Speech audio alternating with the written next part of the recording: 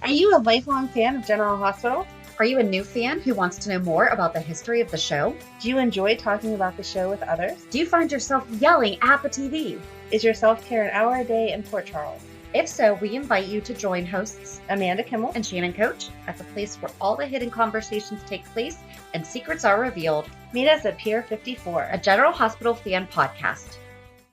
Hi! Hi! Welcome to the Port Charles 411, all about Christmases of Port Charles past. Similar to how we did the Thanksgiving episode. Yep. We both used Curlyqgrl's GH Classic website for our research. Also a little bit of soapcentral.com and my personal favorite, YouTube. How many hours did you get lost on YouTube? Listen, remember on Monday's episode, I said that I rested a lot. So, Okay. if you type in General Hospital Christmas on YouTube, there is a playlist of 50 videos. Does not mean it's 50 hours, but 50 videos. And there's a lot of good snippets. And then if you just search for each year. So I did not watch all of them because there's not episodes. Well, I'm glad you didn't spend 50 hours on your computer. I promise you I did not spend 50. Well, no, I have it on my, it's an app on my Fire Stick. Oh, so I can that's actually cool. access YouTube straight from there. We had that on Apple TV, but then the girls would continually watch stuff that I just don't want to hear somebody unwrap presents or talk about dumb stuff on my TV all day long. So I deleted the app so they can't do that. But I never thought of it for your useful stuff. That's So we started with 1979. Yes. Because we couldn't go back much further. And that's the earliest that Curlyqgrl's website went on. Yes. So Amanda's going to get us started. Okay. Same as Thanksgiving. Not going to read word for word because some of it is just way too storyline related. And we're trying to stick to Christmas. And that is all. Or like the big thing that happened that day. Yes. Yeah. And this is really funny. Okay. Because the way that it's written out, it starts with, it's Christmas morning. Laura and Scotty smooch. Aww. Bobby gives Ruby a dress for Christmas. The Webbers give Heather's mom a coat. At the Hardys, Audrey congratulates Anne on the ring from Joe, which I congratulate on the ring. It makes it sound like you got him, girlfriend, right. Instead of congratulations on your engagement. Yep. Which I did not really love. It continues on talking about, basically they're just exchanging holiday, how are you, blah, blah, blah. So then it skips over to over at the Webbers. Laura happily announces she made love to Scotty the night before. Like, to everybody? Yes. I got my stocking stuffed last night. And I guess the significance was it's the first time since the rape, which is not something to joke about because I'm sure that's very traumatic. Right. Okay. But I still don't feel like... I wasn't thinking about that. Well, no. And that's what I mean. When I first read it, I was like, wait. And then it goes on to a little more context. And I was like, yes, I understand that obviously it was a traumatic event and getting past that. I'm very happy that she was able to move forward. I still don't feel like you would walk into your parents' house and say, hey, guess what? I'm happy to announce. Did you find that the clip? My husband and I hooked up. Did not find the clip of her announcing that. I'm sorry. Or I would have had it for you to watch because I still just don't know exactly how she would say that. And then it goes on to say Laura sensed something is different with Leslie. And they're dancing around talking about this baby and I have no idea. So I did go to YouTube then. It was when Monica had AJ. And so I watched the whole scene of he's saying to her, we can work it out. I'm sorry. I don't know why she was saying Rick's or is it yes. Alan's? Yep. And she's like, I guess Leslie couldn't have any more kids at that point in time. So she was upset that she couldn't give him a baby and now Monica gave him a baby and going on. And she says, we will hold off on the divorce until after the holidays. And I'm thinking, girlfriend, it's Christmas. Well, you're obviously not getting a divorce this week. Right. After the holidays is next week. So, yeah, you're going to hold off on that. Okay. And then it goes on to Bobby is teasing Luke because he's telling everyone how he's still so in love with Laura and everyone is acting like she's not as nice as everyone thinks that she is. And that was back whenever Bobby was being a jerk all the time to Luke just because. And so she said, I have a present for you. And he said, what's that? And she said, oh, Scotty and Laura are back together, which was not very nice. That's not nice. No. Sisters can be very mean. Yes. But again, I just thought it was funny the way it opens with Laura happily announces she made love to Scotty. It's crazy. Okay. So that was basically all of 79. It really focused on the drama of Leslie and Monica's baby and all of that. Okay. For 1980, I could not find anything. There's Okay. nothing on here about it. I could not find it on YouTube. It does mention that it was a partial Christmas episode and it was only 30 minutes. So I'm assuming that it was just normal pleasantries exchanged and that was all. There was no real drama around it. 81. Rick and Leslie wake up the morning after their wedding. So apparently they got married Christmas Eve. Okay. Because this was aired. Well, it says 12:24. It all depends on how their timing went. It depends on if they played it in real life. That too. Okay. Yep. Luke and Laura exchange gifts by the Christmas tree. So apparently her and Scott are not still together. Luke. 81. That's Luke and Laura's first wedding. There you go. Luke gives her the red dress she wore the night they were at Wyndham's. Noah and Bobby bury the hatchet before she leaves for New York. Robert and Tiffany, Luke and Laura celebrate their friendship and wish each other a happy new year. Later, everyone gathers at Kelly's for a party, and Rick and Leslie are out Christmas caroling. Joe tells Rick and Leslie that if the court finds out that Mikey's natural mother is deceased, they are free to adopt him. Later, at the waterfront clinic, everyone sings Silent Night. Oh. 82. Blackie, Leslie, and Rick head to GH with presents. The annual kids parade in the hospital. Dan is dressed as Santa. Steve reads the annual Christmas story with the kids. And was that the first time that was mentioned? That was the first time that was mentioned. Okay. But I was wondering when it started. It says annual, so I don't know if it had happened before then. Right. Okay. I don't know if they'd call it annual because that was the start of it. Did you call it annual? No. That's the start? Okay. I was going to say, I don't know, whatever. People try to do that. They say first annual, blah, but blah, blah. And it's like, no, it's not. Okay. I was going to say, am I incorrect there? Because that's not annual then. I feel like annual can start on the 3rd. Because the second is the second Christmas, or, the next year's holiday party or something. Right. But the 3rd, you're good to say annual. That's what I would assume. Oh, it also mentions Alan and AJ were beside the Quartermain Christmas tree. Aww. And Robert and Jackie were snuggled in bed. You know who Jackie is? I don't. Jackie Templeton? Demi Moore. Oh! I should have known that, but I didn't know that. That's really all. All right, so 83 was important because 83 was Luke and Laura's last day before they ran off. Oh. Yes. Luke and Laura's last day as they wake up together in bed at Beecher's Corners. Christmas morning at the Quartermains with Alan by the tree and AJ playing with the electric train. Blackie and Lou help decorate GH as Audrey, Gail, and Bobby pitch in. Later, in a classic Gift of the Magi story, Grant gives Celia her presents. They are beautiful art brushes, which she can't use as she sold all of her art supplies.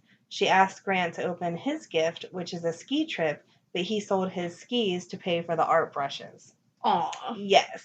Lila is touched by their love, and even Edward is touched by their sacrifices. Rick and Leslie meet Luke and Laura at Beecher's Corner, wondering what news they will have to tell him. Luke and Laura tell Rick and Leslie they are leaving to travel, and they start their tearful goodbye.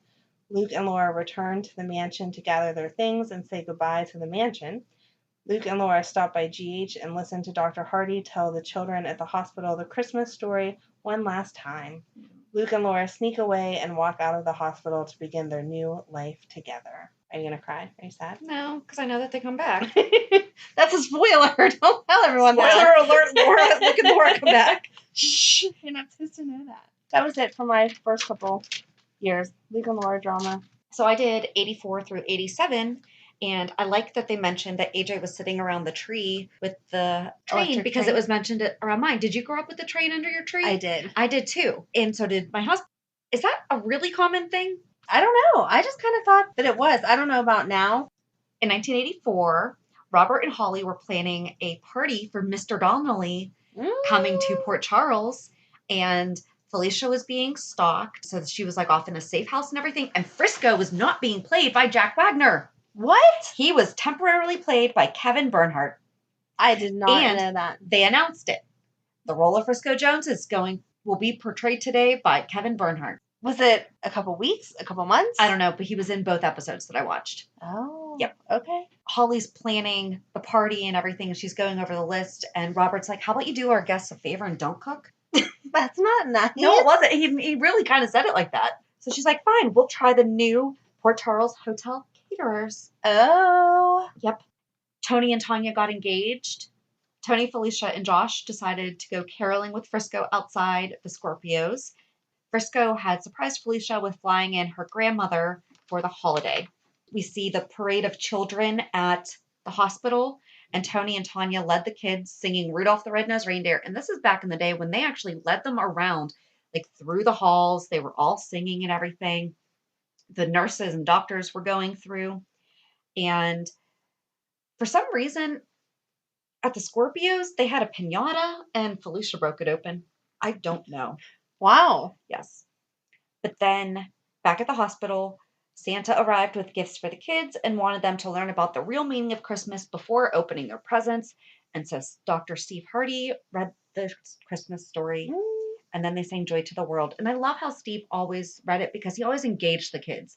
Yes. You know, they answered questions. They got to guess the next part, you know, stuff like that. Right. In 1985, Frisco and Tony led the Christmas parade. Frisco and Felicia stopped by to see Robin before they went to the hospital, and they gave her earrings and a necklace, and the necklace said Robin, and Frisco's like, "That's my goddaughter. I'm going to spoil her Aw. rotten."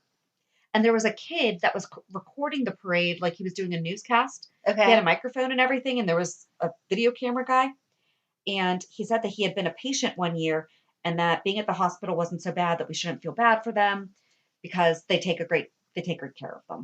Aw, on that's that. sweet. It really was. And then when Steve read the Christmas story, Robin was sitting on his lap. And Robin did receive a phone call from her dad. How generous of him. And then in 1986, Duke was in the hospital and he was like using a walker, and nothing really substantial happened other than Duke was in the hospital. That was the only thing that I could really see. Felicia and Tanya were happy that it was their first Christmas together as a real family. And at Tony and Tanya's home, Frisco, Felicia, Patrick, Amy, Dan, Ruby, Bobby, Jake, Yank, and Jade celebrated the holiday. And at Anna's, Robert, Robin, Sean, Sandy, Buzz, and Tiffany enjoyed the day. At the annual Christmas party at General Hospital, Steve tells Robin and the other children of the first Christmas, and Robin was also sitting on his lap that day. Okay, so in 1987 is when Tony gave Lucy a ring. Robin gave Robert a stuffed wallaby because he's Australian. Oh, that's cute. And then he had flashbacks about Holly, and he was holding a real wallaby with a ribbon around its neck. So I need to find why. Why? Yes, I would like the explanation of that. And then Mrs. Santa Claus showed up to the Quartermains, and carolers came in singing. There was no parade, but Dr. Hardy did tell the story, and the credits rolled as he told it. So there was more information on the video than there was written down. Mm-hmm. And there was also an announcement at the end of the video that there was a preemption for the next day, and GH would play instead of another show. Oh, okay. So I don't know, but I thought that was interesting. That is. So that's it for 84 through 87. Okay, so I did 89 through 92, and this is really where it was getting to the point where I was remembering some of the characters and some of the things that happened because this was the age I was getting into it. 1989, Julian brings presents to Anna and Robin. Tony dresses up as Santa. Lucy gets a present from Alan at GH, but he blows her off for Christmas. She really likes other people's husbands. She does. The children's Christmas party. It just says the children's Christmas party at GH, so I'm not sure how much detail they went into. Like if that was a year that they marched through the halls or if that was just the party. Right. But it does mention that at least it was held. Steve read the Christmas story. At Anna's Christmas Eve party, Frisco gives Felicia a ring, and Duke calls Anna, but Julian answers. Dun, dun, dun. See? So there's drama there. So there's another one. We should take note. How many people got rings for Christmas? Yeah. 1990, Decker goes all out on Christmas this year with his good fortune. BJ gives Frisco a Christmas card she made, and that was cute. I watched that episode. She was probably 4 or 5, I would assume. Mm-hmm. She was on Steve's lap for the Christmas story. And Felicia saw the note in his pocket and was like, "What is that? Like, what do you have?" And he was like, "Oh, it's a Christmas card that BJ made for me," and pulled it out. And it was cute, just the way that he was so cute. I love BJ. Dawn is sad she has to spend Christmas in the hospital. Monica kept asking Tony, he was dressed up as Santa, did he have any extra information? Santa, can you give me a Christmas wish? Blah, blah, blah. And he was like, we just have to see what happens. She was improving, I guess, but she wasn't out of the woods. But it didn't go into what had happened to her, so I don't know what exact medical condition she had there. The GH Christmas party, this one they marched through the halls also, like you had said, everyone singing and all of that. Frisco invites Rita back to the brownstone after the party. I guess she didn't have anyone to spend Christmas with, so it shows him invite her, but he's obviously with Felicia because baby Maxie was there. Aww. That was a good episode to watch. You saw BJ, baby Maxie, who was like still swaddled up in her blankie and they're carrying her around, and then you get to see baby Lucas too. So if you want to see the kids all cute, then that is the year to watch. When Carla and Colton get engaged, there's another ring. We're just going to start making tally marks here. Frisco gives Maxie her first Christmas ornament. Frisco opens BJ's Christmas card and it contains Bobby's earring and a note to Tony. Alan and Monica set up Christmas for Dawn in her hospital room, and Dawn gets a present from Decker. So that was 90. 91, Simone and Bobby talk about taking a family in for Christmas Eve. Tony comes in and can't find the Santa Claus outfit. The Quartermains are in their living room with Ned bringing in gifts. He says they're all for Jenny, and Tracy makes the nasty comment that he never bought that much for her, which I feel like is not really a correct comment anyway, because you don't buy the same amount of stuff for your mother that you buy for your girlfriend anyway. No. That was kind of weird. He says, well, you don't need anything, and she agrees and says Jenny is very needy. Oh, Tracy. Yes. Alan is setting up the trains. He asks AJ to help.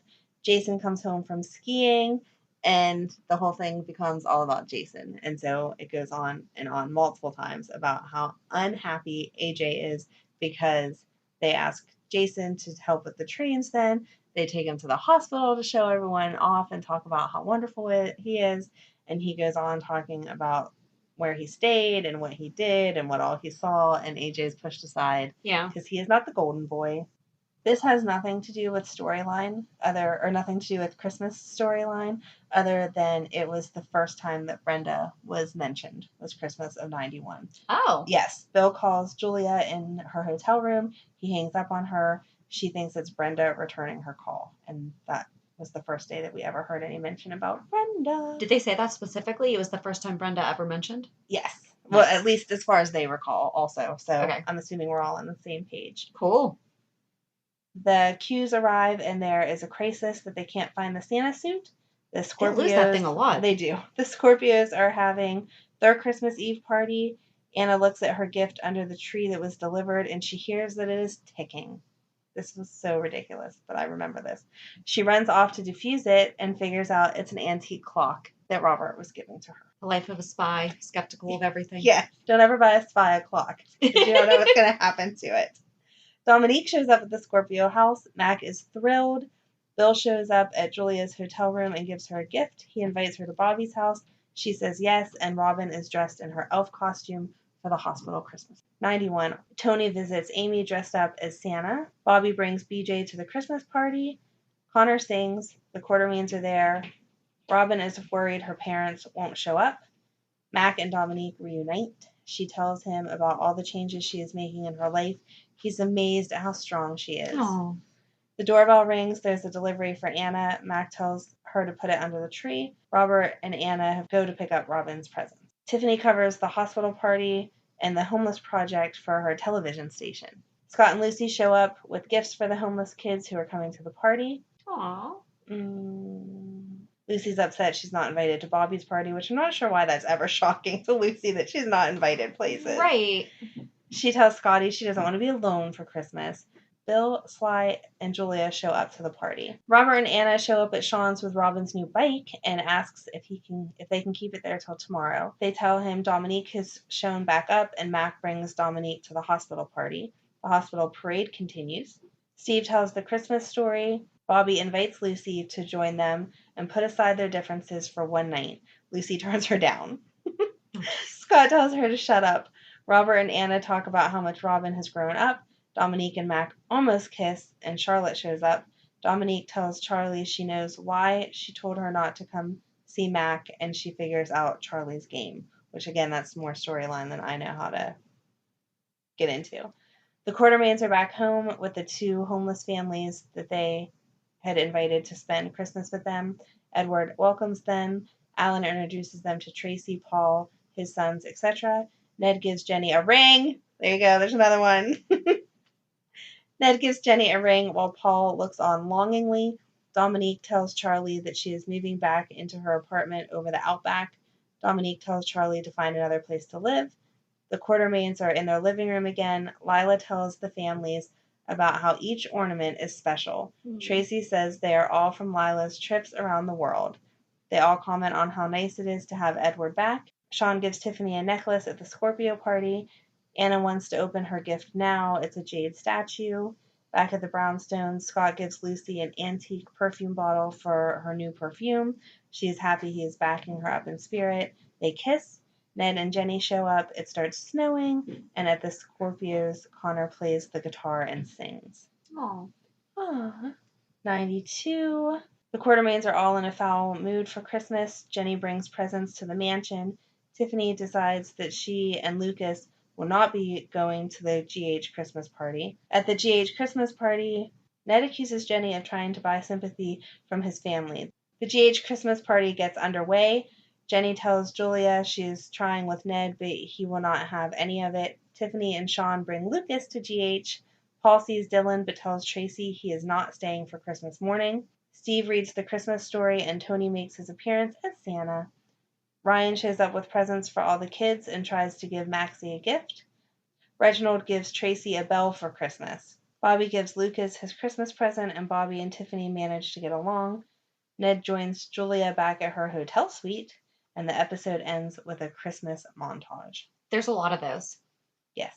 And most of them are on YouTube. So 93, it was really funny because it opens with Brenda, Jason, and AJ sorting through presents and everything, and it's Jason Quartermain. And he's wearing like the preppy sweater and stuff like that. And they turn on the radio, and AJ's like, yeah, the boss. Because Bruce Springsteen is on singing Santa Claus is Coming to Town. Yeah. So then Alan comes over and changes the station, and I forget what song it was, but he's like, no, this is real music. And it was something from, probably like the 50s, 60s. Yeah. And he grabs Monica, and they start dancing by the tree and everything. And then Brenda starts dancing with AJ, and then Edward and Lila start talking to each other, and he says something to her, and then she said something back, and he's like, Lila, and she goes, I'm flirting with you, darling. And I'm like, and he's like, how special am I that I get a beautiful woman like you still flirting with me after all these years? I love them. He started talking about his time in the war, and it was the first time that he heard I'll Be Home for Christmas. Because he was in World War II, and they had been writing back and forth, and he's like, and I got to come home and marry you. And she looks over at Alan and Monica and AJ and Jason. She goes, and look at all the trouble we've caused, or something to that effect. And it was just really, really sweet. Other than that, nothing really happened other than Mac and Felicia set a wedding date. And Ryan was around, and Ryan learned that Felicia was engaged to Mac. This was the year that the Spencers came back. Luke and Laura came back. Okay. And it just says that Luke was back in time to put the angel on top of the Spencer tree, which we find out the story behind later. Okay. So stay tuned. Don't you hate when you're listening to a great podcast and suddenly you're interrupted by an ad? I know. Thank goodness Stitcher lets us listen to our favorite podcasts like Conan O'Brien Needs a Friend, My Favorite Murder, and many more ad-free for only $4.99 a month or $34.99 a year. Go to Stitcher.com/premium to sign up today. Use promo code PEER54 for 1 month free on us. Do you have an idea for a podcast but don't know where to start? Download the free Anchor app or go to anchor.fm to get started. Anchor is such an easy way to record and edit a podcast, and you can do it from either your phone or computer. Best part is you don't have to worry about getting it out there. Anchor distributes to many platforms, so you can be heard on Spotify, Apple Podcasts, Stitcher, and many more. You can start making money right away without having a minimum number of listeners, too. Anchor really is everything that you need to make a podcast all in one place. In 1994, Brenda told Lois about the annual Christmas party and tried to convince her to attend. Ned had missed a concert, so Lois was like really mad at him. And Lila is all over the place inviting everybody. And she's like, but I bought gifts for everyone. You have to come to the party. And Edward's like, you've invited half of Port Charles. And then Lois and Ned start arguing about the fact that he accepted the invitation and, Lois. Yes. Then the Kate siblings all celebrate together because Jagger's birthday was around Christmas, and they fought like siblings. And then Karen stopped by and kind of told Gina, give your brother some grace because he's really been there for me when I've really needed him. Yes. And then Bobby and Tony had a really difficult time because that was the year that BJ died. And seriously, go to Addie Kate 007. So ADDIECATE 007 on YouTube. It's like the perfect inner monologue I've ever seen that explains, so Tony and Bobby are going through something that parents should never have to go through, the loss of a child. But we've all had those things where you're strained and you're just thinking things and wanting the other person to just do this or, and so they talk to each other for a second, but then they're both silent. And Tony's like, I just want to go over there and hold her. And she's like, I just want him to hold me, and Aww. they talk about how they wish they could reach out to each other and how they wish they could. It was great. It was. Did you cry? No, but it was. I might now, just because it really was. And if you've been married for any length of time or you've been in a relationship for any length of time, right. You just sit there and you're like, I just want them to do this, and not I just want them to pick up their socks or leave the. Right. Yes, this is the emotional reaction that I need from you. Yes. And then for the Christmas parade, Lucky and Foster led it. Aww. Yep. And Steve told the Christmas story. And Miguel gave Lily a ring. Oh. Number 6. Wow. And then Luke and Laura decorate the tree and discuss the recent Port Charles going-ons. And Laura opens the Christmas tree angel, and Luke places it at the top of the tree. And the 4 of them stand picturesquely in front of that tree. And the 4 of them is Luke, Laura, Lucky, and Foster.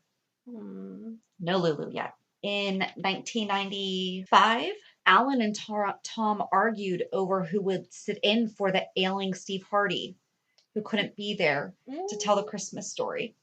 Eventually, Tom pleads that he needs to do it, so Alan relents, and that's Tom Hardy. Right. Robin and Mac reminisce about Stone. Everyone carols and gathers around for Tom's version of the Christmas story, and I couldn't find this. Then back at the Quartermains, it says Emily and the Q-Men argue about the electric train.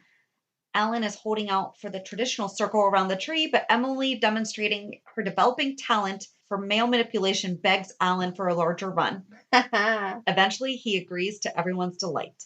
And Ned saying, have yourself a merry little Christmas to Lois over the phone. And there was a montage of the characters as it rolled. In 1996, apparently nobody ever bought a Christmas tree before Christmas Eve that year.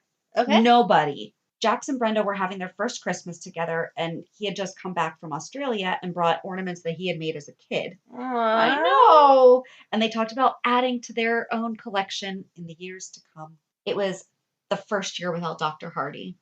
So I'm not counting the year prior because, Tom stepped in, but this was Steve had passed away. Right. It was the first Christmas for Jason Morgan. Okay. And it was Emily's first Christmas with the Quartermains. And so the Quartermains went to this Christmas tree lot. Well, Sunny had gone to the Christmas tree lot too, because Mike had insisted that Sunny needed a tree. And so Jason's there. And the woman who was running the lot was like 9 months pregnant. Oh, turns out her water had broken a couple hours earlier. Of course But it did. Christmas Eve's their big money maker, and she was scamming them. She was charging like $80 for a tree, $150 for a tree. Right. That's ridiculous. Right. And then Jack shows up with Brenda. So Sunny sends the wife, the couple, to the hospital. Is like, seriously, we will take care of your Christmas tree lot. Please go have your baby. Yes. So he dons the Santa hat and everything, and Edward and the rest of the Quartermains all show up for the Christmas tree. And Edward asks, "Oh, are you like expanding your cover-up businesses and stuff like that?" And then when he finds when they're looking for the Christmas tree, Edward tells AJ to check them for explosives. And then when he finds one, Sonny charges him $5,000. And, oh, you know what? It was this year, the Christmas party was even a bust because Amy and Bobby usually planned it, but there was a lot of stuff going on and they didn't. Mm-hmm. And so that's why Edward was going, because Amy had called Monica, or Bobby had called Monica. Someone called Monica and was like, "We need help." And so they basically stopped decorating their tree, went and bought another tree. This is when they wound up with a lot. Sorry. I'm trying not to read my notes because it's more fun Yes. storytelling than me reading the chicken scratch that I have all over the place. Then Jack shows up at the Christmas tree lot, and basically Sonny's really giving him a hard time. And he basically tells Sonny, "That's fine. I don't need the tree. I got the girl." Sorry. And it's the night that Ned and Alexis met because they were at the hotel bar and they were comparing why they hated the holidays. And so it was also Brooklyn's first Christmas, but she wasn't on scene. And so he actually, when he was going to leave, he said, "I would try picking you up, but I'm married and I'm not very appealing right now," or something like that. It was something to that effect. Yeah. And then he showed her the picture of baby Brooklyn and left. And then the holiday party came together at the hospital and Alan took over reading the Christmas story. In 1997, this was the first year we have Nicholas. So it was the Weber girls too. They were new too. I didn't think about the fact that they all came at the same time. They all did. came at the same year. Yeah. And David Cause, the guy who played the theme song to General Hospital, was at the Christmas party playing the saxophone. Nice. And he was was playing himself. He was mentioned, yes, and mine also because it became a tradition for a couple years there. Yes. Carly was preparing to give birth to Michael. Oh, and Carly had completely decorated Jason's penthouse. Of course she did. And Jax had brought Brenda home because she was in Shady Brook, and he had gotten her to come home for the holidays, and elves had decorated all over the place. That was before Elf on the Shelf. And he had given her 3 boxes because she's like, "I don't even have any food." And so he gave her 3 boxes, and one was a box of chocolate, one was a box of graham crackers, and then marshmallows. So they made s'mores because remember they did that for Thanksgiving. Yes. And then in 1998, so it's Michael's first Christmas, and Carly is begging Jason, "Can we please go to the Quartermains? Can we please take him to the General Hospital Christmas party? He needs to meet Santa." And Jason was like, "No, because Tony's there." Because remember, Tony kidnapped? Yes. Yep. Kidnapped Michael. That poor kid's been kidnapped a few times. He has been kidnapped a few times. But I feel like that wasn't Tony's That was fault. slightly justified. He thought it was his son. Yes. And I believe at this point, he still thought it was his son. I think so too. I do. And he didn't want to be around the Quartermains. Right. No, and Jason was justified, but I feel like Tony was justified also. So Edward came to see Monica, and Tony was asking why he couldn't be Santa because he had all those charges filed against him. So Monica was like, "No." And Edward was going to be Santa. Aww. And Tony's like, "He's a Scrooge, not a Santa," which is, clever. It was Mac and Felicia's first Christmas married, but he was in the hospital. Liz had given Lucky an oil painting of when they lived in the boxcar. Yes. And there were music notes coming out of it. And she actually had the first chords of the song Elizabeth that he had written for her transcribed by a music teacher so that she drew them correctly on the painting. Wow. This is why I like Liz. She has it in her. Like, that is That was a long time ago. She's lost it. But she did. And kind of rightfully so. She's been through some stuff. She's done a lot to herself. I know. Mm-hmm. And then Lucky gives Liz a ring and tells her that he loves her, and she doesn't have to say it back. I don't think it's an engagement ring, though. Should we count it? I don't think it should count. Okay. It's not an engagement ring. Okay. But she does tell him that she's loved him all along. So then Nicholas and Emily show up to Lucky and Liz's, and Emily and Liz exchange gifts, and like typical guys, Nick and Lucky didn't get anything but are saved by their women who shopped for them. Nick got an ELQ baseball cap, and he bought Emily a music box, and David Cause was back, and Alan read the Christmas story, and Luke showed up to say goodbye to Lucky and Bobby. And this is when Lucky was mad at him because he had just found out recently that Luke had also raped his mom. And so, like, remember, he wasn't talking to him really, but he did say goodbye to him. Oh, and there was no Christmas parade. Oh. Yeah. So David Cause played Silent Night in the background while they did the montage. Mhm. But fun fact that we heard on the That's Awesome podcast when Jackie Zeman was on, that the kids that are at the holiday party, Yes. the cast and staff members of the show were asked if they wanted to bring their kids in. So a lot of those kids are not actors. Well, I mean, obviously the kids from the show are the actors, but a lot of them are also cast members and staffs, real life kiddos, which I think is so cool. Yes. And that's all that I have for 94 through 98?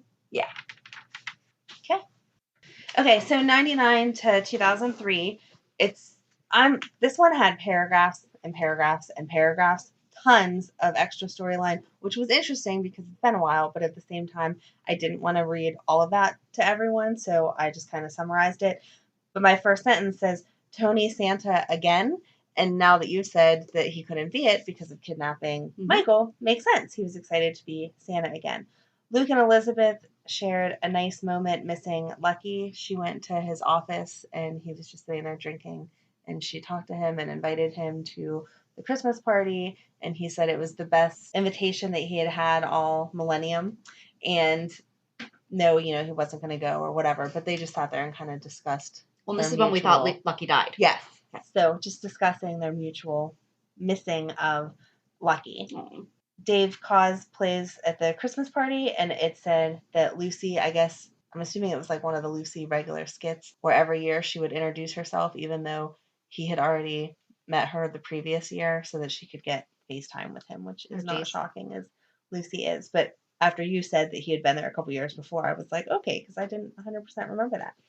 Nicholas and Jason fight over Liz. So that was whenever Jason and Liz were together, but they were keeping it hush-hush. Yeah. And then they left the Christmas party and were all kind of flirty and cute. And Nicholas interrupted them leaving and then got into a brawl with Jason over Liz. And so then they were out to everyone. Alan read the Christmas story, and Emily and Juan helped hand out the presents. And Emily was dressed up in a cute little elf outfit. Everyone was shocked about Jason and Liz, and Emily was upset because they hadn't told her. And you remember, her and Liz obviously were best friends, and her and Jason were supposed to be close, so that was not very nice of them. And then it says, while Have Yourself a Merry Little Christmas plays and the Quartermains share Christmas together, the mixed marrieds are together and happy. Jax and Chloe share a kiss while Ned and Alexis do the same. Emily, I miss those couples. Emily and Juan share a kiss under the mistletoe. Bobby is alone with a gift that Jerry had delivered to the hospital. She can't help but look a little sad as she eats her red licorice. I don't know if there was like a running joke with red licorice, but that played into it. At the art studio, Liz presents Jason with a Christmas gift and a kiss on the cheek. Jason is clearly touched by the gesture. Stefan arrives at Laura's with her Christmas gift. He is saddened when no one answers his knock, and the reunited Scorpios are happily gathered around the tree. For 2000, it was their Christmas show, and it aired a day late due to preempts around Thanksgiving. So they took a long time to play catch up there. Laura gently explains to a hopeful Lulu why her daddy won't be home for Christmas. Audrey enlists Chloe to play an elf for the hospital annual Christmas party. Sunny promises Carly and Michael will meet them at the holiday party following the conclusion of his business. After Alan reads the traditional story of the Nativity, Santa Tony distributes toys to all the boys and girls in the children's ward. Xander embraces a tearful Emily as he's finally released from custody. Later, Xander, Emily, Alexis, and Sunny walk out of the police station and straight into a hail of bullets. This is set to a music montage of scenes of the shooting and the GH Christmas scenes. 2001, Carly is opening up the hotel and she's waiting on all of the permits. and Jax gives her some of the permits that she's waiting on as a Christmas present. Okay. And toasts the most unconventional club-owning mom. She happily sips her bubbly. Things get a little weird when he whips out the gift box and insists that she opens it, and she tries to decline gracefully but ends up opening the gift, which contains the necessary building permits for the new club. Oh, this was the year that Courtney learned that Mike was alive because her mom had told her that he had died because he was into gambling and all that, and she thought that was better. And so then, because of that, also learned that Sonny was her half brother. Felicia's girls were there. They weren't supposed to be there, and she was all sad and depressed. And Max said, I think I have a surprise for you that will cheer you up. And somebody rang the doorbell, and whenever she opened it, it was the girls coming home. Monica leaves with Ray on her tail as Alan begins to tell the story of baby Jesus to the hospital kids. Monica arrives home and Ray tells her again that she's not after Alan. In the midst of the drama, strains of Silent Night are heard from the living room. The gals enter to see Lila and Skye surrounded by Dickinson carolers and holding holiday candles. As AJ enters and receives a lit candle from his sister, Edward makes his way to Lila's side and tells her how much he loves her. Even Monica is moved to smile while in the presence of Ray as Alan walks in and views his loving family. Alexis runs into Jax at the park, standing in front of a memorial of the September 11th victims, which again, I love the way they pull, we've said it 100,000 times, but they pull real life into it. So it was only appropriate that they would talk about September 11th because that was on everyone's mind that Christmas. He tells her that he knows how hard it's been for her to lose her best friend this year. She tells him that in light of all the changes and destruction that have abounded this year, she still feels lucky. She goes on to say that we never seem to take the time to tell those around us just how much they mean. Jack listens intently as Alexis tells him that she loves him and that her life is better because of him. He says he loves her too, and they embrace. She tells him that she has an idea and asks for his help. Later, we see the two of them, along with Melissa, Roy, Sunny, Carly, Michael, Nick, Gia, Ned, and Christina, lighting candles in a memoriam of those whose lives were taken. Courtney appears on the steps of the park, sees her brother and his family, and somberly accepts a candle from Jax. 2002, again, tons of extra information. This is when Molly was born. Okay. Through tears of joy, Alexis thanks Cameron for persuading the NICU staff to let her hold her infant daughter for the very first time. And that's Cameron's grandfather, not the Cameron that we know. Yes, which is very confusing just because it's hard to think back that time, but obviously the OG Cameron. Obviously Cameron now wasn't convincing nurses of anything back in 2002. So Monica coerces Edward to be the Santa Claus that year. Okay. Michael writes Santa a letter asking for his dad to be home for Christmas because this is when Sonny and Jason were in jail. I don't want to get into too much storyline, but it goes into Taggart was ready to process Sonny and have him kept in jail forever. And then a call comes from Judge Weston, who released Sonny. And Sonny tells Jason he didn't call in a favor because he couldn't get a hold of anyone. It turns out that Rick is who got him out, and he doesn't want any favors from Rick. And Carly's kind of like, shut up, he got you out of jail. Right. Just focus on that and try to get Jason out also. So then it says Sonny and Carly return home to a happy reunion with Michael. Christmas music montage to Have Yourself a Merry Little Christmas. Rick plays the guitar for Liz. Scenes from the GH Christmas party. Coleman at Skye's bedside. Courtney standing sadly before the tree in her empty apartment as Jason returns home and they embrace. Sonny kisses a sleeping Michael and Carly as they are curled up on the couch, and it ends with Jax and Brenda on their island terrace.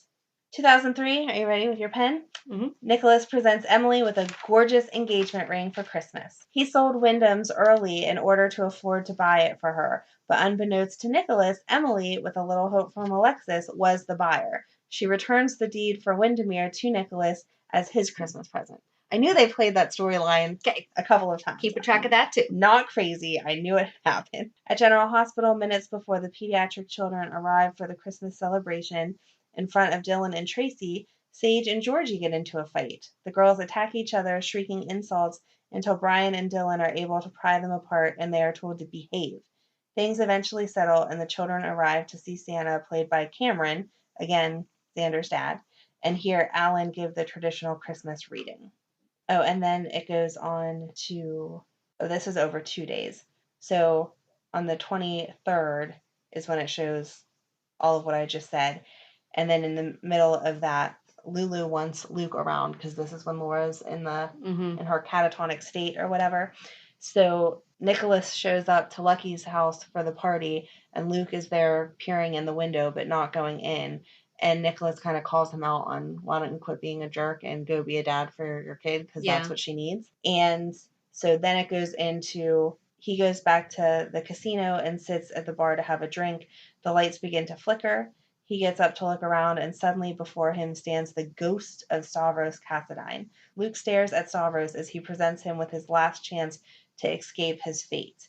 And then over the course of the day of the 24th, Luke's Scrooge episode continues. It goes from Stavros to Helena, who informs Luke that she is the spirit of Christmas past. Helena takes Luke to a street corner in Port Charles where Luke sees himself as a youngster along with Bobby conning a rich woman out of some money. While Luke and Bobby tell their benefactress that they need the money for groceries, they really plan to buy a bus ticket to go live with their Aunt Ruby in Florida. Luke is amazed to learn that the benefactress was, can you guess? Lila Quartermain, who had planned to adopt Luke and Bobby. Luke argues that he and Bobby were better off with Aunt Ruby in a brothel in Florida than with the dysfunctional Quartermains.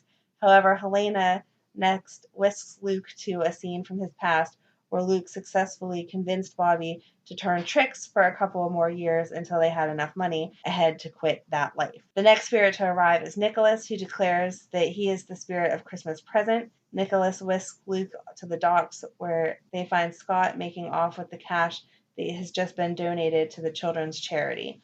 Although Luke insists that Scott's moral failures have nothing to do with Luke, Nicholas explains that Luke once was a man of honor with good intention, but Scott began to head down the wrong road when Luke's affair with Scott's wife, Laura, broke Scott's heart. Then Nicholas and Luke visit the Quartermain mansion and listen to Edward telling Skye about the children that Edward and Lila almost adopted once.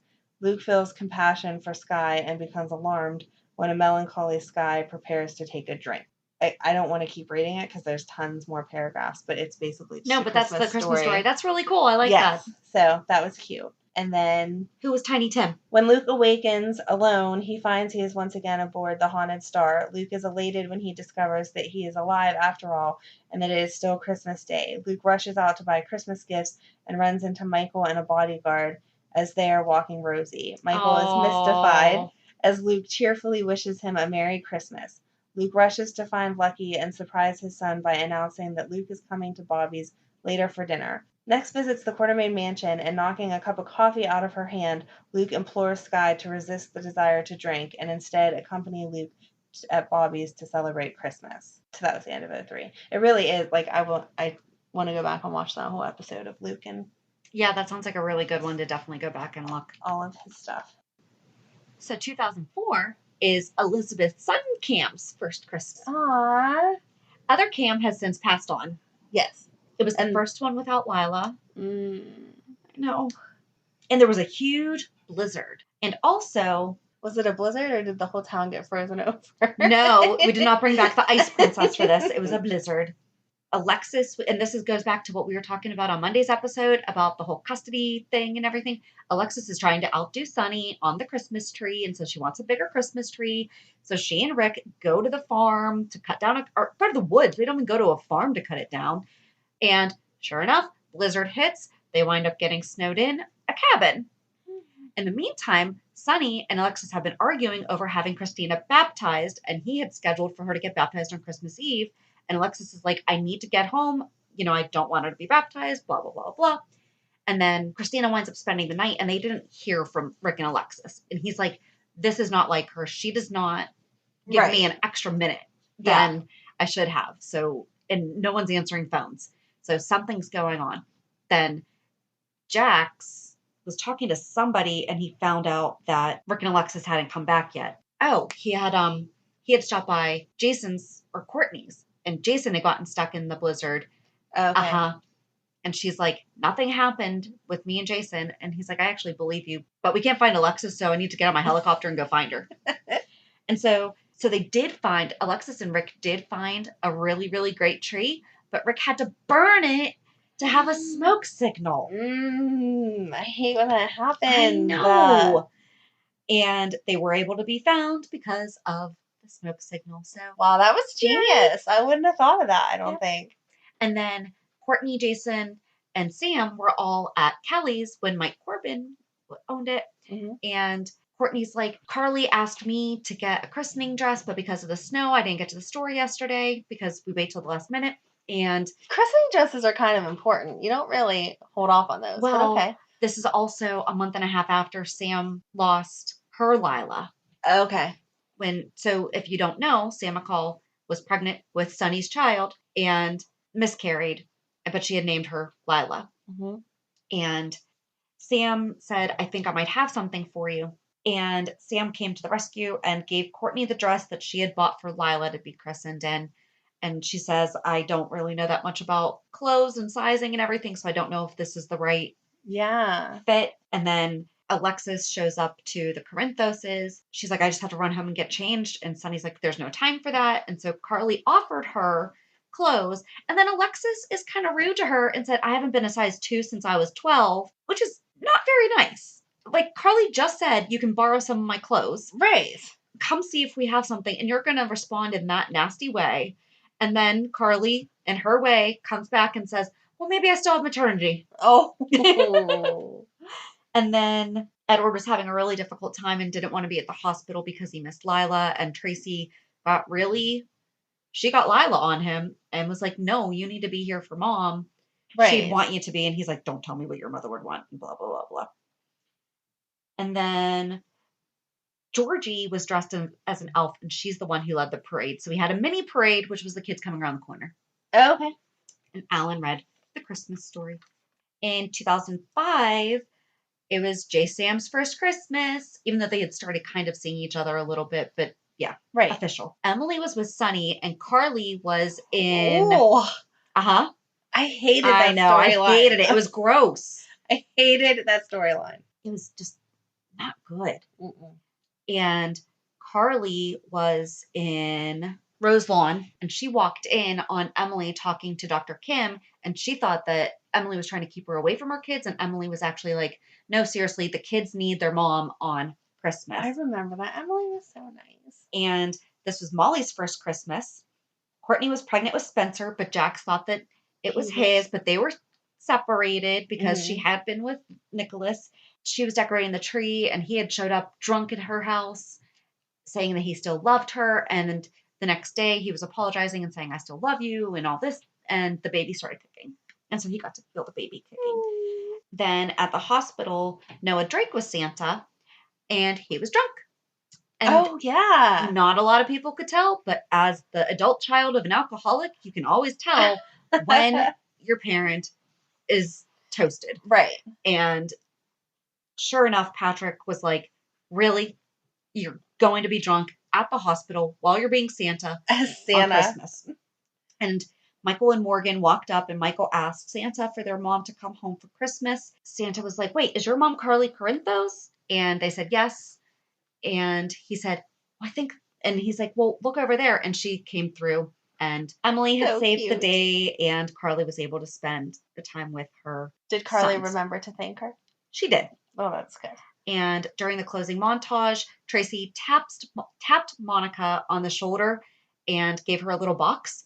And just as Monica was going in for a hug, Tracy kind of like waved her off, like, no, we don't do that. And Alan did the Christmas reading. In 2006, at the penthouse, Jason and Sam had bought a tree to decorate. They had sent Spinelli to Tennessee to spend the holiday with his grandmother. Carly broke the news to the boys that Jax was gone and the wedding was postponed, but they promised that they would all elope when Jax returned. And Elizabeth was upset that he couldn't get the hot toy of the season for Cameron, and Audrey tried to calm her irate granddaughter. Lucky arrived and asked Liz to escort him to the Christmas party, and she turned him down. Alexis and the girls arrived and bumped into Rick. The adults remained civil. Mac and Lucky admonished Maxie for donning her traditional elf suit so soon after her, quote, miscarriage. But she said that she refused to sit at home and mourn her loss. Remember, she faked the miscarriage with Lucky's kid? Yep. Mm-hmm. That was awful. Yep. And Patrick pulled Robin behind the Christmas tree to smooch There's a lot of smooching going on. And Georgie was dressed as Mrs. Claus, was furious to find Dylan dressed as Santa with his pants down as Elf Lulu adjusted the costume. It was innocent, but Georgie stormed off anyway. Alan read the traditional Christmas story, and at the Christmas pageant, as Emily and a nervous Nicholas arrived with Spencer, Helena lurked in the background, as did a disguised Colleen. On the docks, Liz was thrilled to find the toy that she had been seeking for Cam, courtesy of Jason. Of course. And during the montage of Have Yourself a Merry Little Christmas, Patrick and Robin head to the supply closet as Epiphany smiles and shakes her head. Oh, back to the Cassidines. I'm sorry. They were doing that pageant, and I guess Spencer was being baby Jesus. And Nicholas went to get him and was horrified to find that the manger was empty and Spencer was nowhere to be found. Dun, dun, dun. Yes. In 2007, this was the year that Ellen had died. I know. Why do you have to be so sad? I don't know. Why did I get all the people died? You didn't have any of them. How did that happen? Good. I'm glad you keep all that death over there. Oh, so as Jax and Carly and the boys were having a great Christmas and they were preparing to leave for the hospital's Christmas party, Carly fainted and Jax asked if she was pregnant and she says, no, just a touch of the flu. Meanwhile, the following October, we have Joss. Yep. So the answer right there is yes. Maybe she didn't know yet, though. She might not have, no. Kate had left Sonny, so he was all alone. And Luke was having a surgery during which he had another out-of-body experience, which makes sense to me now because you just read that whole out-of-body experience. Yes. And he walks through a fog until he comes to a gate, and upon entering, he finds a pianist playing a Sinatra tune and a drink sitting on the piano, which he downs. Because that's the first thing you do in heaven is down a martini. It's my kind of heaven. And he walks over to the microphone and does a touching rendition of My Way. And then, still under the influence of anesthesia, Luke continues his dream where he concludes that the real value in life is his family and not money. He regrets that he did not spend more time with his family, but overall, he is satisfied with the life that he has led. In a montage with a voiceover by Anthony Gary singing I'll Be Home for Christmas. Aww. I didn't know that. No. Luke walks through the set of gates into the fog. Luke's family comforts each other in the hospital waiting room. And actually, so it ends with Luke just like walking. Okay. And I was kind of under the impression watching it on YouTube that he died. Okay. So I don't know if that was meant to be or if that's just from the little clip that I got, if that was it. 2008 is crazy. But I'm going to do the best job that I can of condensing it because I feel like it's probably your Christmas story. Okay. The one thing that's kind of off is Robin and Patrick were finally planning to get married on December 26th. Okay. And they were getting the house together and everything because it was Emma's first Christmas. So they didn't want the wedding to interfere with her first Christmas. So Yep. They decided to do the day after because she had interrupted their first wedding with being bored. Yes. And so the funny story this year is that Santa was at the penthouse and Spinelli came in and Santa's fumbling with a PDA. Because remember, that's what we had 11 years ago. We didn't have smartphones. We had PDAs. Mm-hmm. And Mrs. Claus had given it to him. He just wanted help from Spinelli on his new electronic gadget. And so then he wound up getting Spinelli to help him with delivering presents. And Maxie showed up and they wind up basically going all over Port Charles, giving people random gifts. When they go see Lulu, he gives her a key. And it's really weird. Lulu walked into Lucky's house and wished him a Merry Christmas. Johnny was working. So this is when Lulu and Johnny were together because I liked her with Johnny. yeah, instead of her future mother-in-law, Yeah. mm-hmm. Johnny being with the future mother-in-law. Right. That's weird too. That is weird too. And Lulu decided to keep him company since Elizabeth had the boys. And then Nicholas came over and Luke showed up drunk and they decided to order pizza. And they said that they didn't have a tree. And Luke was like, wouldn't you know? A tree just fell off a truck as I was on my way over. And That's some good Nicholas went out to get it in. So then that's when the doorbell rang and Spinelli and Maxie were there and he gave her a key. And Lulu thought that he was being stranger than usual. And they went back to decorating the tree because Maxie and Spinelli were in and out. Mm-hmm. And they couldn't find the angel that Laura always put on. And Luke talked about the fact that they bought the angel the first Christmas that they were together, and it was Christmas Eve, and they were putting up their tree, and they realized they didn't have a topper. So they went to the store, and they only had one angel left, but they were short on money. And so Laura batted her eyes, and the storekeeper gave it to them at what they had. So the angel was really, really special. And they found an empty box, or what Lucky thought was an empty box, that was locked. Mm. And don't you know? That key opened it? Uh-huh. And there was the angel. And then over at Patrick and Robin's, he walked in with eggnog lattes as Robin was having a meltdown. That sounds awful. But Robin was having a meltdown, and any moms out there, you need to watch this. Because, and like Cookie said, it is legit, like every mom meltdown when you're just trying to find something. It was perfection. Because she couldn't find a necklace that her mom had given to her on the wedding day that Philomena had given to Anna on her wedding day, and this, that, and the other thing. Well, then Patrick did not get the dessert that he was supposed to get. Right. So on top of that. I don't need your latte, boyfriend. You needed to get my dessert. Exactly. Pretty much what Robin said. Well, then Robert and Anna showed up, and they said, why don't we start with dessert first, being that life's short and you start with something sweet? And Robin's like, yeah, we don't have it. And then Maxie and Spinelli show up and give her a little bag of sugar cookies. And Anna tastes one, and it's Philomena's recipe. Aww. So they had dessert. And then Edward, Monica, and Tracy had all decided to have a miserable Christmas. So I'm glad that they all decided to have a miserable Christmas, all right? Basically, they're arguing about everything. And Spinelli and Maxie show up, and he had a gift, but he wasn't sure who it was for. And he pulls out a pair of glasses. And then eventually Edward and Tracy leave.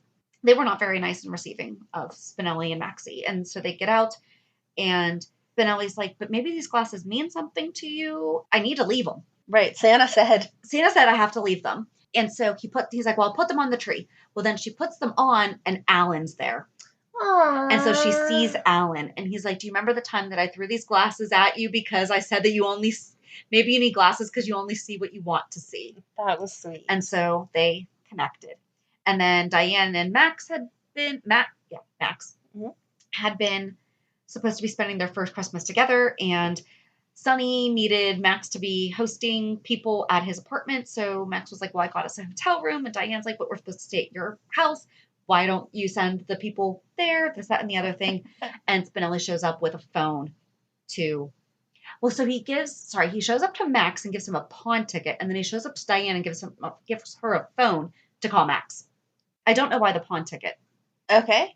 It just says that so that was all of the different, and Bernie was lighting his menorah, and he recited the Hebrew blessing. So I was really happy to see that they incorporated that as well. Then when they got back to the penthouse, Santa was gone. The next morning, Maxie awoke and called Spinelli to tell her about her strange dream. And she had received a gift and opened it, which prompted her to call Spinelli. They had both received a picture of themselves with Santa. Cute. And that was it for 2008, which was bonkers. That is bonkers. It is. But that was a good one. Yeah. So we're back to me, 2009 to 14. 2009, this year, Carly was with Jax. As you said, they had just had Jocelyn a couple months beforehand. We all know that Carly hates not knowing everything. So she came home from shopping, and there was a present on the couch. So she says to Jax, oh, is that my present? Like, she's going to open it early. Mm-hmm. And he says, no, that's for your mom. Your present is well hidden. I am not dumb enough to wrap a present for you and leave it out in plain sight. So she starts harassing the boys about, do you know where Jax got my present? Oh, my goodness. And Michael's holding strong because he's the oldest. But Morgan cracks and says, your present is in the attic. For some reason, she tries to get into the attic through the roof in the solar panel on the roof. They don't have an attic access? Right? That's what I was thinking. I don't know why, but she decided to go that way. She had just commented on how they had the best decorations of the neighborhood. Because she was on the roof and could see them all? No, before she went on the roof. But then she went on the roof to try to get into the attic, and she fell, and not only did she fall, but she pulled down the roof off. And so Jax said to her, you're lucky you didn't get hurt. That could have been awful. What are you doing? You should have been more careful. And warns her not to pull another stunt like that again, where Carly replies that the best way to avoid any future incidents would be for Jax to just give her present. It's like That's what Christmas Day is for, is for you to just get your present. Traditional Carly. Aw. And then later the boys surprised her with a portrait of Jocelyn with her brothers. Aw. So it was a present worth waiting for, Carly. You don't need to be falling. Such a well thought present. I know, too. he's a good husband. So good. It mentions Robin and Patrick and their Christmas tree, and it goes on about her making him secure it to the wall because it's too big. I guess it was like a running joke with them because it doesn't really hold any real purpose, it seems like. Like, they talk about it And it wasn't repeatedly. mentioned in the year before that it fell over or anything. Right. It says, Robin checked the Christmas tree to make certain that Patrick had properly secured it to the wall so it wouldn't accidentally topple on top of Emma. Robin was satisfied with the work, but she confessed that she had made up the study about the high percentage of kids injured by large trees. So so this might have been, yeah. Yeah, I guess she was just trying to be flirty, but reading it, it doesn't have the same effect. This is the first, or one of the first years that they were trying to push Mac and Alexis together. Okay. So Mac stops by and gives presents. She invites him to stay. He says no, he has to leave. And she assumes that it's for him to go hook up with Alexis. This was also the year that Maxie had just hooked up with Franco. And so James Franco. Yes, real Franco. I Yes. loved that story. Maxie took a tree from work that was all decorated, and Spinelli was still trying to make things work with her, so he shows up with a little sad, pathetic tree, and then is disappointed again that she has something better than what it was that he had to offer. Lulu was relieved because they were trying to pull her in the middle of all of this. Yeah. So Lulu was relieved when someone knocked on the door. It was Dante. He wanted to know if Lulu would go to Lucky's party. She readily accepted the invitation. At the Davis residence, Diane wonders if Alexis had anything more festive than hot cocoa and fuzzy slippers. Sam, Molly, and Christina were gathered in the living room. Alexis notices that look that passed between her daughters and Diane. Alexis immediately suspected that the foursome were up to something. They tried to act more innocent, but a knock at the door betrayed them, and it was Max, not Mac, bearing gifts. Shortly afterward, Mac arrived. He had a present for Alexis. Alexis opened the present to discover an ice scraper and flashlight inside. Diane groaned. She was certain she was in the middle of a horror movie. Alexis was surprisingly grateful because these were items that she needed. And that was like their whole flirty, they were very practical. That was their whole relationship. I don't know you'd even count as a relationship, but they do kiss. This kind of reminded me of the whole Laura announcing that her and Scotty had hooked up in the beginning. It says, as Mac and Alexis kissed, everyone clapped and cheered. That's a little awkward. Oh boy. Yes. At the Haunted Star, Ethan found Luke playing cards alone in the dark. Luke was surprised that Ethan wasn't at Lucky's house, and Ethan pointed out that Luke had been invited also, but he wasn't there. And they kind of went back and forth about all of that. And he said kind of the same thing of our whole family should be together. I don't know why you're here, blah, blah, blah. So in the end, they did end up, Luke wasn't coming. So Ethan went to the party and read A Christmas Story to Cameron, Jake, and Spencer. And then Luke did show up as Lulu had the angel that you just got done telling us had been about Laura and their first Christmas together and all that. Oh, it ends with Cameron looked up at the angel and waved at it, because that would have been little boy Cameron. Oh. Yes, so cute. 2010, Luke and Tracy's wedding. This was when Brooklyn was originally in everyone's business and like part of the normal storylines. So Tracy was going to walk out on the wedding because she couldn't trust Luke and it wasn't going to work out and she couldn't trust her feelings and all that. Brooklyn stepped up and was like, stop being stupid. You know you love him. He loves you. Go through with the ceremony and get it done. Right. So they ended up actually getting married. Brenda and Sunny were together and got engaged. And Carly was trying to find... was there a ring there? I don't know if it was... I don't know if they got engaged here. Hold on. If it doesn't say he gave her a ring, then probably not. So it says... Because I didn't remember it saying actually a ring. They were at the Quartermains. Carly was there. And Brenda said to Carly, hey, Sunny always has a brunch for his kids. It would be really nice if you would let Morgan come to that. Carly was not happy that Brenda was addressing this with her instead of Sunny himself. So to kind of diffuse the situation, Sunny took Brenda outside and they took a walk and they ended up in Lila's rose garden. And she talked about how much time she enjoyed spending there and all of the wonderful memories. And they talked about how much they loved each other. And so he told her that he wanted to spend the rest of his life with her, but it does not say that there was a ring. All right. I don't know if you want to count that or not. Nope. Brenda was surprised when Sunny asked her to marry him, but there was no ring. Back to Luke and Tracy getting married. Edward stared at a picture of Lila as he told her about Tracy's wedding. He was certain that Lila would have loved it because she had always had a soft spot for Luke. Ew, how weird would that have been if she had actually adopted Luke and Bobby? That would have been really weird. Thank Okay. God that didn't happen. Edward assured Lila that their daughter was happy, but he missed his wife. Edward heard someone open the patio door, so he turned to tell the person to use the front door. Edward was shocked to see Jason and Michael enter. Merry Christmas, Jason and Michael greeted Edward. Carly motioned Spinelli to join her in the foyer. Carly demanded to know if Spinelli had what she wanted. This is a ew moment for you. Spinelli reluctantly handed over some documents, which Carly quickly scanned. Carly smiled triumphantly when she discovered that Dante and Brenda had a child together and that Dante had given Brenda full custody of the baby. Carly confessed that the information was better than she had hoped. She took particular delight in knowing that Brenda was the mother of Sunny's grandchild. Wow. I told you it was a good ew moment for you. Okay, so 2011 is whenever Robin thought that she was sick again. Mm. So she had called Brenda asking if she could give her the name of a doctor. And then for Christmas, she gave Patrick a new video camera. And she was crying because he gave her the deed to their property. They were going to build that house. Yeah, yeah. And Emma was like, "Why are you crying?" And she was like, "Oh, 'Cause I'm I just might so not be here, happy." yeah. But she didn't say that. She just said, "Because I'm just so happy." So that was what was going on in the Drake house. This is the year that Dante and Lulu got married by cousin Tommy. And Olivia had invited everyone. And then Dante was like, "No, get those people out of here." Mm-hmm. And then it turned out that Olivia just let them stand outside anyway. So they were basically part of this ceremony anyway. At the Quartermain mansion, the family celebrated as per their custom, griping and snipping at one another. Monica longed to have Jason home. She worried about his health and the uncontrolled rages he'd been having.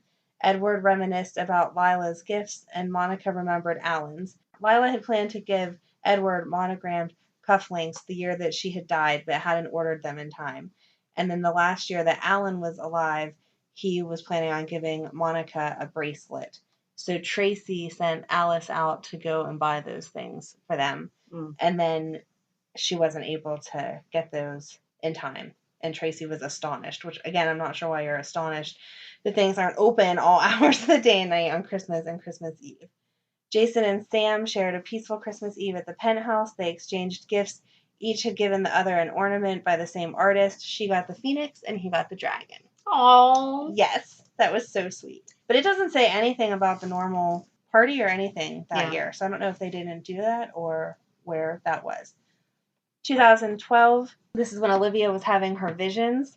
So they were at the hospital and she was swearing that she saw Maxie and Spinelli at the hospital. And everyone was like, "You're crazy. They're not there, blah, blah, blah."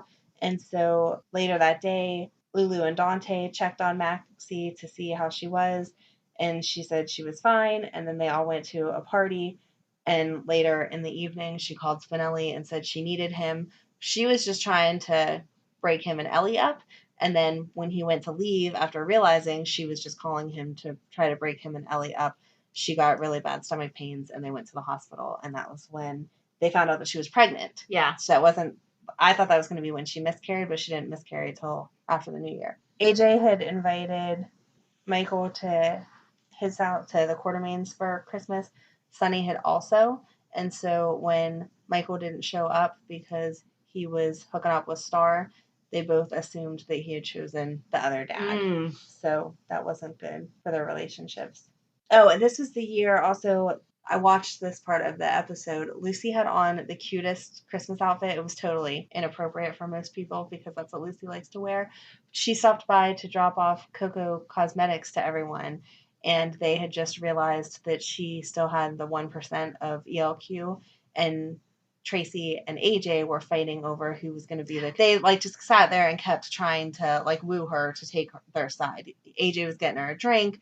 Tracy was handing her presents that she had bought for somebody else and was like, if they don't fit you can just return them, but I bought these for you. Right. And back and forth trying to get main control over ELQ. And then later, Tracy left the parlor muttering under her breath that she couldn't stand Lucy. You and me both, sister, Monica replied as she left the parlor with Tracy. Tracy was shocked that Monica had referred to her as sister. Monica explained that they had to stick together because Lucy was back. Merry Christmas to you, sister, Tracy replied with a smile. That was cute. I like how they had them like form a bond before she ended up leaving. And then 2013, Liesl was in jail along with Sonny because Sonny was covering up for Morgan doing a shootout at the warehouse. Patrick and Robin were still together, talking about how they found their way back to each other. Patrick promised his wife that nothing would ever tear them apart again, and she leaned in to kiss him. Patrick apologized that it had taken him so long to realize that his heart had always belonged to her, and Robin told him that she loved him, so she refused to let a few days of indecision stand in her way. That was right after he had made the decision between her and Sabrina. And Sabrina was at home taking care of Carlos, who had got shot and needed someone to take care of him. Now, Emma got a present from Sabrina and announced that it was the best present ever. It was what she really wanted, and so they had to let her call Sabrina and tell her thank you. Which, good for them. Did it say what it was? It says, Emma held up a present and announced that it was from Sabrina, so she opened it and exclaimed with delight because it was a Curlyqgrl adventure kit. Didn't they dress That's up what that they dressed one year? like I was for going to Halloween, say, yep. yeah, wasn't that what they dressed up with? Emma was eager to thank Sabrina, so Robin assured her it would be fine. Yeah, this year doesn't say anything about the children's parade or anything like that either. Liesl watched from her jail cell as Sonny was led away. It was a Merry Christmas indeed, Liesl said as she sat down on the cot and then began to sing O Tannenbaum. All right, 2014, this is the year that they gathered for the General Hospital party. Mistletoe became a major topic of conversation, and reunions were all the rage. Unfortunately, it soon became clear that not everybody was going to get what they wanted for Christmas. First up was Molly, who was pretty much the happiest girl in town, thanks to the return of her dear dad, Rick. When she went upstairs to retrieve the letter he'd written her before dying, Rick shared a few words with Sam. And that they went into the whole complicatedness of the fact that Rick and Sam had hooked up previously, and they were going to put that behind them That her dad slept with her sister. They were going to put that behind them and just move forward. So that was that. Now back at the hospital for the party. When it was time for the reading of the Christmas story, the lights flickered and a horrendous beast appeared at the top of the staircase above the nurse's station. While this was yet another person wearing a rubber mask, it wasn't the Luke imposter or Faison, but rather Liesl. Rather than tell the story of Christmas, which Nicholas described as being about Santa and presents and elves, with nary a mention of a swaddled babe in a manger, Liesl had opted for the story of Krampus, a creature from the German folklore who ate children and looked like a non-green Grinch. Eventually, Monica saved the day, but Emma trembled in fear, while Jocelyn delighted in the terrifying tale. They banished Krampus and got Santa to join them. That was that, like, when Jocelyn was in that weird age. That, she wasn't sore-assed yet. Everything. She was into the Children of the Corn and all the scary stuff. She was cute, though. In the end, however, it was Maxie who got the true holiday miracle. Having flown to Portland, she knocked on Spinelli's door and was festooned with the world's brightest wreath. It was a final reunion between her daughter Georgie, and by FaceTime she introduced Georgie to Nathan. That Krampus one. That was messed up, but it was so Liesl. It was. Every time I see, there's a Facebook meme that keeps going around. Every time I see it, I'm ready to screenshot it and send it to you because it makes me think of that. It's funny. So, okay, that's all for the... All right, so 2015 was Avery's first Christmas. Aww. Lulu and Dante were estranged.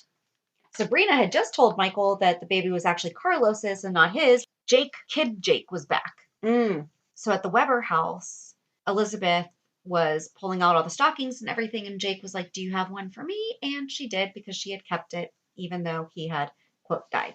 Okay. And Jason, because we thought adult Jake was Jason at this time. Yes. He was in a hospital he was in prison, and Cameron is asking if Jason's going to be home for Christmas, which didn't we just have this whole conversation about Halloween too? So Jason likes being locked up for holidays and then making the grand entrance. Yeah. Because sure enough, he came home. But before that, Liz had sat down and talked to the kids about the Christmas story and explained how their great-grandfather Steve Hardy had started by telling the story, and then Jason's dad took over. So I never thought about that before. Right. That, both of their families were the ones that tell the Christmas story. Yes. And then Jason winds up showing up. At the Corinthoses, Christina had given Sonny a selfie stick. Kiki had brought over Avery to see Sonny, and they all gather around for a selfie, even Lulu, because Lulu had just brought Rocco over too. Yeah. And then in Paris, Emma, Robin, and Patrick were there. Emma was talking about Santa and all that They stuff. really do go to France a lot. They do, except for this time we see them. Okay. And Emma was afraid that Robin was going to leave again. And then moments later, Robert and Anna, dressed as St. Nicholas and Mrs. Noel, arrived, and they transformed the hotel into a Christmas wonderland. Aww. And all that fun stuff. So then in 2016, it was the first Christmas without Morgan. Tom Baker had just been stabbed to death, so Merry Christmas, Liz. Mm-hmm. Sam was pregnant with Scout by Drew. Okay. This was the first Christmas that we also had Charlotte, and Lulu and Valentine were working out their still ongoing custody issues. Nell was being helpful at the Corinthoses, and Carly had actually bought her a gift that was 3 hearts because of all that she had done for her and Joss. Oh. Carly, Joss, and Nell were always going to be connected, so there was 3 hearts on the necklace. Yes. And they just how things change. reminisced about Morgan and everything, and Michael gave a present to his parents, a framed photo as Morgan as the little drummer boy. At Windermere, Lulu hugged Charlotte goodbye and vowed that it would be the last Christmas without her daughter. Then in 2017, it was Kevin and Laura's wedding. We should have been counting the weddings, too. We should have. Nell was pregnant with Jonah. Okay. Michael was not sure if he was the father, though. Okay. So he was at least open about that one. They weren't sure. Everyone was stuck at the church for Kevin and Laura's wedding because of the weather. Mm-hmm. Julianne had just opened Charlie's, recently. Wow, it doesn't seem like Charlie's has been open I that know. long. And then TJ and Molly were hosting their respective families for Christmas, and this is when the power went out. Okay. And so they all went down to Charlie's, and Julian... I remember that, but it does not feel like that long ago. Yep, kicked the restaurant back up, and they all had dinner together, and then they gave the extra food to the homeless. And eventually everyone did start arguing, though, like Julianne and Alexis, and then this is when Stella still hated Jordan and everything. In 2018, Jason, Sam, and Danny donated to Toys for Tots, and Sam explained to Danny the importance of donating because other kids might not be able to. Liz confronted Lulu about Charlotte bullying Aiden because holiday functions with family are the time to do that. They are. Hadn't there just been a school party or something, though? Right. That she was being a jerk. And Cameron was trying to buy the pot for Oscar because Oscar was stuck in the hospital for the holiday. Yes. This is when we first met Yvonne because Mike bought her a present, and that was his girl, and he had bought her the bracelet. Once again, the Santa costume went missing. We should have kept track of that, too. I know. So Drew, because now he's Drew, right, called Sonny and asked for a favor. And so he left for the hospital with Carly and Jason. And at the hospital, Sonny handed over the Santa suit, and Drew was Santa. But they still don't have the huge party like they used to. Yeah, and I wish they'd go really back festive. to that. And Santa arrived with his helpers, Jocelyn and Cameron, and they handed out gifts. And this is when Cameron and Oscar finally started to get along. Okay. But Cameron started giving him pot. So, and then Cam gets in trouble for it. That's quite the gift. Merry Christmas. So who's to know? So we're recording this on Monday, so we don't know anything that's happening this week. Right. But we did go to social media and asked what were other people's favorite General Hospital Christmas moments. And so many people said Dr. Hardy. Of course. That was just classic. Amanda K. 7814, anything with Lila and Edward. Camille Fitano, Dante and Lulu's first wedding. Those are all on Instagram. And then on Twitter, Rose Kelly PC, General Hospital equals Dr. Steve Hardy telling the kids the story of Christmas from the pediatric ward. which were the real kids of the GH show. She must listen to That's Awesome also. Yep. I still watch one each year because it's a Christmas tradition. A favorite memory, Luke home to top the tree with Laura and Lucky in 93. Aw. Because I think that might have been when he actually came home. Because didn't Laura and Lucky come back first? Yeah. So I think that might have actually been his big reentry. Okay. Ex-Jason Morgan fan. Jason teasing Liz, then fighting Nicholas. Liaison were so cute teasing each other.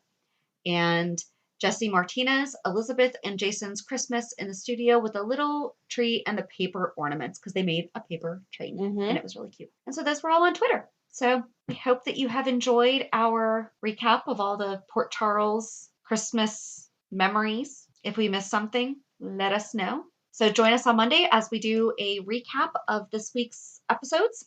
Have a good weekend. And we'll meet you at the pier. Bye. Bye. If you enjoyed today's show, we invite you to go to pier54podcast.com to subscribe on your favorite platform. Don't forget to leave us a review.